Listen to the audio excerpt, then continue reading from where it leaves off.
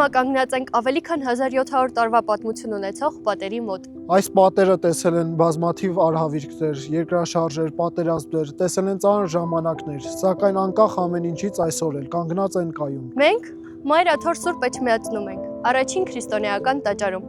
Այն հիմնադրվել է 4-րդ դարի սկզբին, հենց այն ժամանակ, երբ Հայաստանը ընդունեց քրիստոնեությունը որպես պետական կրոն։ Ըստ ավանդության այստեղ է, որ Քրիստոսն իջնում է երկնքից եւ ոսկե մուրճով ցույց տալիս տաճարի կառուցման վայրը, եւ այստեղից էլ ծագում է տաճարի անվանումը՝ Էջմիածին, միածինն իջավ։ Սա պարզապես եկեղեցի չէ, սա մեր հավատքի, ինքնության եւ պատմության կենտրոնն է։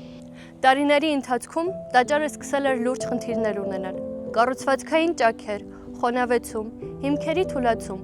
եւ ակնհայտ էր, որ առանց ժամանակին միջամտելու կարող էին կանգնել լուրջ խնդիրների առջև։ Դրա համար էլ սկսվեց Մայր տաճարի մասշտաբային հիմնանորոգումը, որը տևեց մի քանի տարի եւ իրականացվեց չափազանց բարդ պայմաններում, քանի որ պետք էր պահպանել ոչ միայն շինությունը, այլ նաեւ նրա պատմական եւ հոգեվոր ամբողջականությունը։ Այս ամբողջ գործընթացը իրականացվեց ներկայիս ամենայն հայոց կաթողիկոս Գարեգին II առաջնորդությամբ,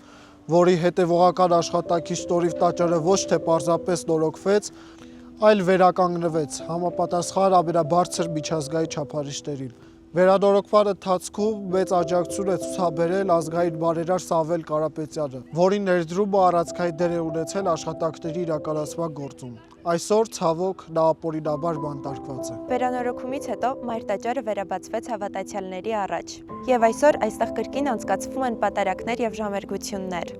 Պատարակը կատարվում է ամեն կիրակի առավոտյան ժամը 11-ին, իսկ ժամերգությունները ամեն օր առավոտյան ժամը 8-ին եւ երեկոյան 17:30։